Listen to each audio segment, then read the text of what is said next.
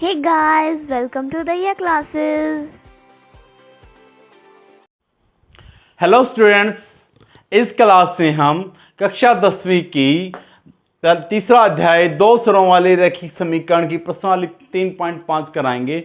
इसमें आपको वज्र गुणन विधि द्वारा हम समीकरण को हल करना सिखाएंगे। तो वज्र गुणन विधि है क्या, देखो पहले तो उसके बारे में बता देते हैं।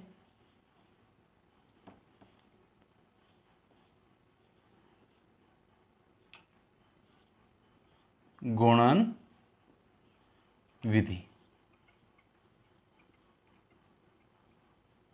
वज्र गुणन विधि क्या है? अगर हमारे पास कोई समीकरण इस रूप में है a1x plus b1y plus c1 is equal to 0 और हमारे पास क्या दे दिया a2x plus b2y plus c2 बराबर 0।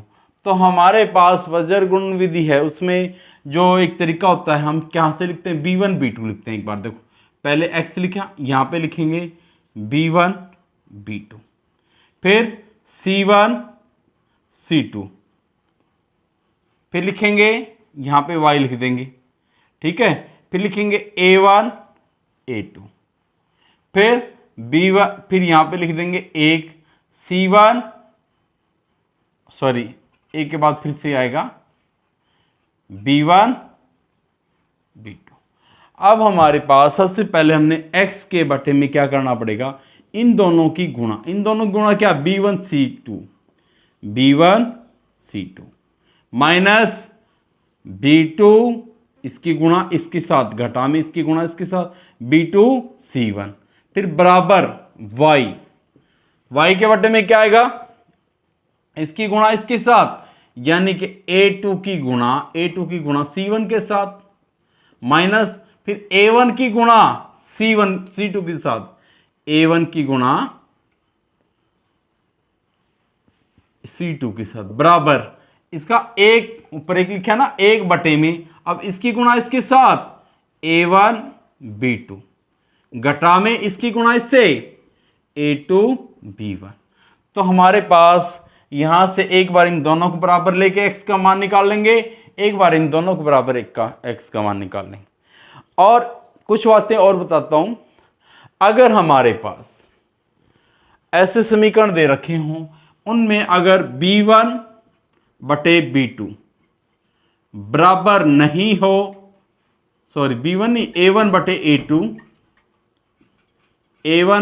a2 बराबर नहीं हो b1 बटे b2 के, तो समीकरण के क्या होंगे, समीकरण के अद्वितीय हल होंगे, समीकरण का एक अद्वितीय हल होगा।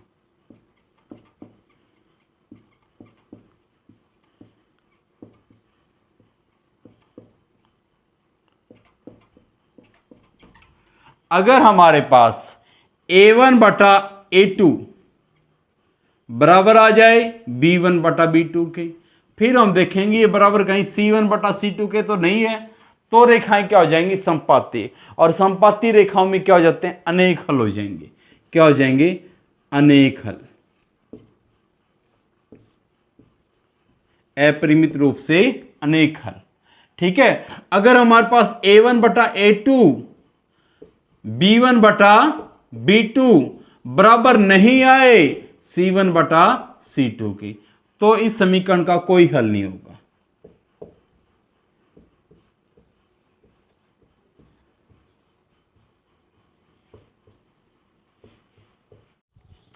अब हम प्रश्नावली 3.5 का पहला क्वेश्चन करेंगे।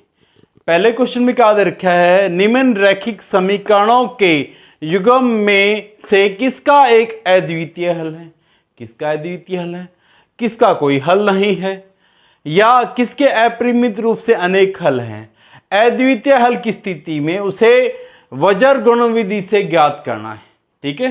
तो देखें, हम मैंने आपको एक बार फिर बता देता हूं, बता भी था।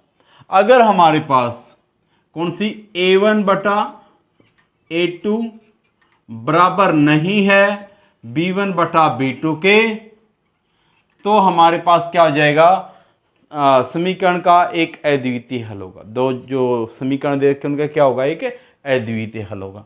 अगर हमारे पास a1 बटा a2 बराबर हो जाए b1 बटा b2 के, तो हम देखेंगे ये c1 बटा c2 के बराबर है या नहीं। अगर बराबर है तो अनेक अपरिमित रूप से अनेक हल हो जाएंगे। लेकिन बाई चांस बराबर ना मिले, क्या a1 बटा a2 बराबर हो b1 बटा b2 के, बराबर हो b1 बटा b2 के, बराबर नहीं है c1 बटा c2 के, तो इस दोनों समीकरणों के कोई हल नहीं होंगे। तो हम पहला पार्ट लेके चलेंगे। पहले पार्ट में देखो a की जगह क्या दे रखा है, a1 की जगह जो पहला पार्ट करेंगे हम a1 की जगह x का गुणांक, इसमें कुछ नहीं तो क्या मानेंगे 1। इसमें b1 क्या दे रखा है, b1 माइनस के 3, b1 क्या दे रखा है माइनस के 3। c1 क्या दे रखा है, c1 दे रखा है फिर वो भी माइनस के 3, निशान साथ में लेना है। फिर a2 क्या दे रखा है 3, क्या दे रखा है 3, ठीक है। और b2 दे रखा है माइनस के 9, ठीक है। और c2 क्या दे रखा है माइनस के 2, ठीक है। यानी x1 यहां का x का गुना a1 b1 c1 a2 b2 c2, ठीक है। अब हमारे पास c पहला ही देखते हैं, क्या a1 बटा a2 करो, a1 बटा a2 करके देखो 1 बटा 3 आ गया। फिर b1 बटा b2 करके देखो, माइनस के 3 बटे में माइनस के 9, माइनस से माइनस कटा 3 कम 3 3 तिया 9, तो ये भी 1 बटा 3। c1 बटा c2 करके देखो, c1 बटा c2 करके देखा तो हमारे पास माइनस के 3 बटे में 2 आ गया। यहां हमारे पास रोकते हैं। अब देखो a1 बटा a2 बराबर है किसके, b1 बटा b2 के, क्योंकि ये भी 1 बटा 3 ये भी 1 बटा 3। लेकिन बराबर नहीं है c1 बटा c2 के, क्योंकि माइनस के 3 बटे 2 है। तो समीकरण का कोई हल नहीं होगा। अतः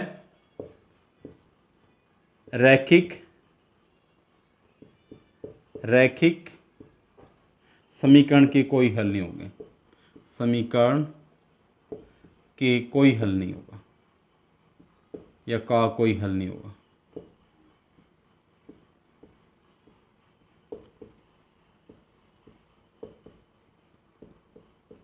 ये हमारे पास इसका पहला पार्ट आ जाएगा।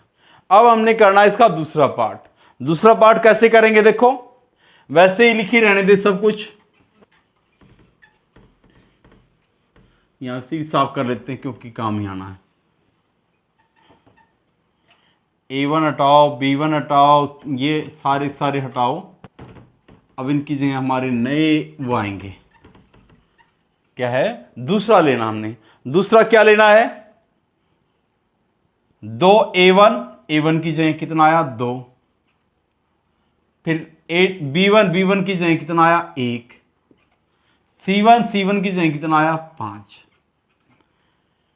a2 की जगह आया 3, b2 की जगह कितना आया 2, और c2 की जगह कितना आया 8। ये आ गया हमारे पास। अब हमने क्या करना, a1 बटा a2 देखो, a1 बटा a2, ठीक है। a1 बटा a2 क्या आया 2 बटे 3। b1 बटा b2 देखो, ये क्या 1 बटा 2, तो ये 2 बटे 3 है, ये 1 बटा 2, तो बराबर नहीं है a1 बटा a2 बराबर नहीं है b1 बटा b2 के। तो इसलिए समीकरण का एक अद्वितीय हल होगा, ठीक है। समीकरण के का एक अद्वितीय हल होगा, एक अद्वितीय हल होगा, यानी सिर्फ एक ही होगा और कोई नहीं होगा, ठीक है। अब हमारे पास हमने वज्रगुण विधि का प्रयोग करके इस समीकरण का हल करना है। वज्रगुण विधि का हल करना है तो उसके लिए हमारे पास कैसे करेंगे, देखो भाई इसको मैं साफ कर देता हूं इतने को।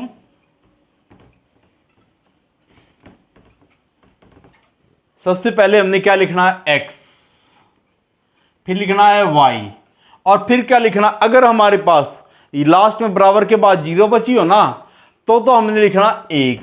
अगर y यानी 2 ये जो हमारे पास चर हैं इनके बाद ही आ रखा हो तो क्या लिखना है, -1। क्या लिखना अब, -1, क्योंकि 0 नहीं, लास्ट में कुछ ना कुछ डिजिट है।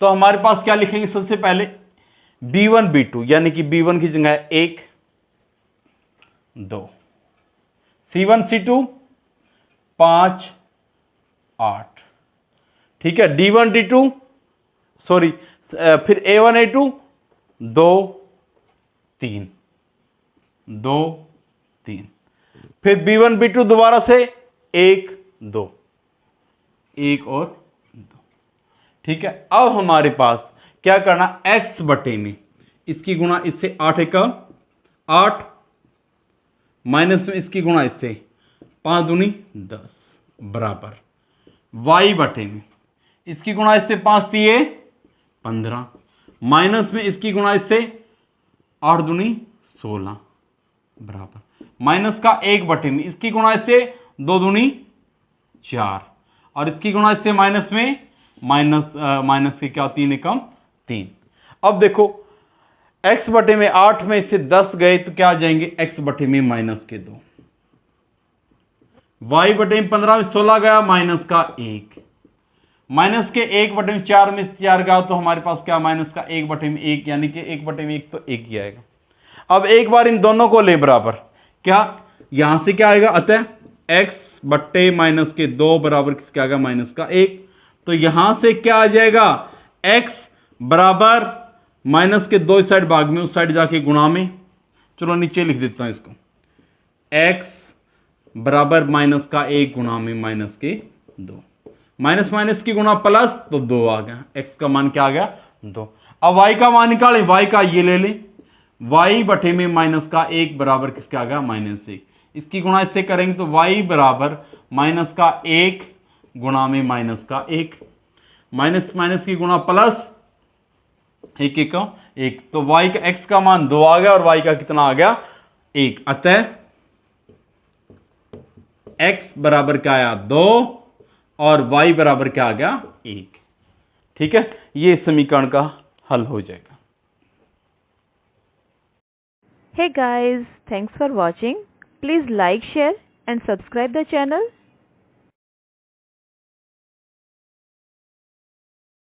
अब हम पहले सवाल का तीसरा पार्ट करेंगे। तीसरे पार्ट में हमारे पास a1 की जगह क्या दे रखा है, a1 b1 और c1, इनका मान लिखते हैं। हमारे पास a1 की जगह क्या दे रखा है 3, b1 की जगह निशान साथ में लेना माइनस के 5 और c1 की जगह 20। इसी प्रकार a2 की जगह हमारे पास क्या दे रखा है 6, b2 की जगह क्या दे रखा है माइनस के 10, ये -5, इसको अच्छे से लिख लो, और c2 की जगह क्या दे रखा है 40, क्या दे रखा है 40। अब देखो हमारे पास करते हैं अलग अलग मान निकालते हैं, क्या a1 बटा a2 करो तो कितना आएगा 3 बटे में 6, 3 एकम 3, 3 दूनी 6 तो 1 बटा 2। इसी प्रकार b1 बटा b2 करो, माइनस के 5 बटे में माइनस के 10, माइनस से माइनस 5 एकम 5, 5 दूनी 10, ये भी 1 बटा 2। अब हमारे पास c1 बटा c2 देखें, c1 बटा c2, c1 बटा c2 क्या आएगा 20 बटे में 40, काटो 20 से कम 20, 20 दूनी 40, ये भी 1 बटा 2। अब देखो a1 बटा a2 भी 1 बटा 2, b1 बटा b2 भी 1 बटा 2 और c1 बटा c2 भी 1 बटा 2। तो हमारे पास क्या आया a1 बटा a2 बराबर किसका आ गया b1 बटा b2 के, और ये भी बराबर किसका आ गया c1 बटा c2 के, c1 बटा c2 के। तो इस स्थिति में क्या होते हैं, समीकरण के अपरिमित रूप से अनेक हल होते हैं, ठीक है। समीकरण के अपरिमित रूप से अनेक हल हैं।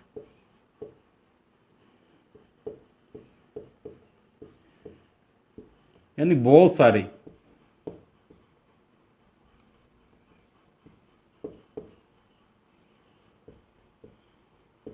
अनेक हल हैं। ये हमारे पास इसका आंसर आ जाएगा। अब पहले सवाल का लास्ट पार्ट यानी चौथा पार्ट करेंगे।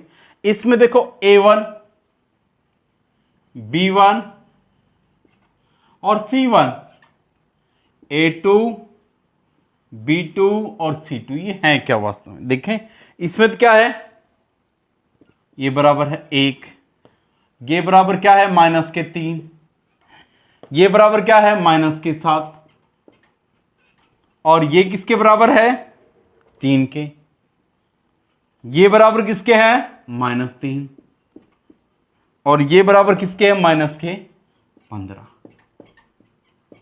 अब हमने देखना A1 बटा A2, करें A1 बटा A2 बराबर किसके आ गया 1/3 के।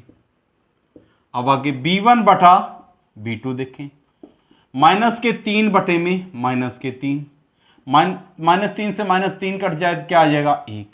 अब देखो ये A1 बटा A2 ये तो आ गया 1/3, ये हमारे पास है 1, तो A1 बटा A2 बराबर नहीं है B1 बटा B2 के। बराबर नहीं होता तो समीकरण का एक अद्वितीय हल होगा, समीकरण का एक अद्वितीय हल है।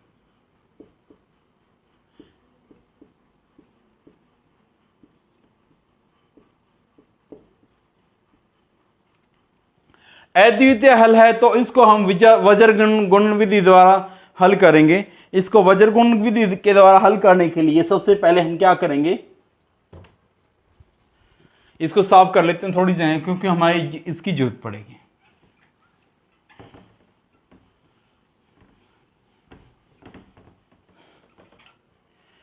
लास्ट में देखो 0 बची हुई तो हम क्या लेंगे x, फिर y, और फिर क्या लेंगे -1 नहीं, अब की बार 1 लेंगे, क्योंकि ये लास्ट में 0 है, तीनों पद सारे पद इसी साइड आ गए। तो हमारे पास A1 की जगह है हमारे पास 1, 3, -3, फिर क्या है हमें पहले ये पॉइंट लेना था B1 B2 लेना है। B1 B2 क्या है -3, -3, फिर C1 C2 -7, -15, A1 A2 1 और 3, ठीक है। इसी प्रकार B1 B2 दोबारा लेंगे, -3 और -3। अब आगे करते हैं, हमारे पास यहां लिखेंगे x, इसके बटे में क्या आएगा, इसकी गुणा इसके साथ माइनस की गुणा +15 थी 45, प्लस के क्या हो जाएंगे 45, माइनस में इन दोनों की गुणा माइनस की गुणा प्लस होता 7 क्या हो जाएगा 21 बराबर y बटे में, फिर इन दोनों की गुणा माइनस के प्लस की गुणा -7 21, ये भी क्या हो जाएगा 21, फिर इसकी गुणा इससे माइनस में 15 एकम 15 तो माइनस है तो माइनस प्लस के हो जाएंगे 15 बराबर, फिर 1 बटे में, ये वाला 1 बटे में, इसकी गुणा इससे -3 और इसकी गुणा इससे करोगे माइनस में 3 या 9, माइनस के 9 तो 9 माइनस प्लस के क्या हो गए 9, x बटे में 45 में से 21 जाएंगे तो क्या रहेंगे 24 बराबर y बटे में 21 में से 15 जाएंगे प्लस के और माइनस के क्या बचेंगे 6 बराबर 1 बटे में -3 में से 9 गए तो क्या होंगे 6। अब हमारे पास एक बार ये दोनों बराबर ले लो, x बटे में 24 बराबर क्या आएगा 1 बटे में 6, x बराबर क्या आ जाएगा 1 बटे में 6 था, गुणा में क्या हो जाएगा 24, 6 कम 6 6 चौके 24, तो x बराबर कितना आ गया 4। इसी प्रकार हम y माइनस बटे में -6 बराबर क्या लेंगे 1/6 के। अब 1/-6 है तो उस साइड भाग में, इस साइड उस साइड जाके गुणा में, तो y बराबर क्या आएगा 1/6 गुणा में -6, 6 कम 6 और प्लस माइनस की गुणा -1, तो y बराबर क्या आ जाएगा -1। ये आपके आंसर आ जाएंगे।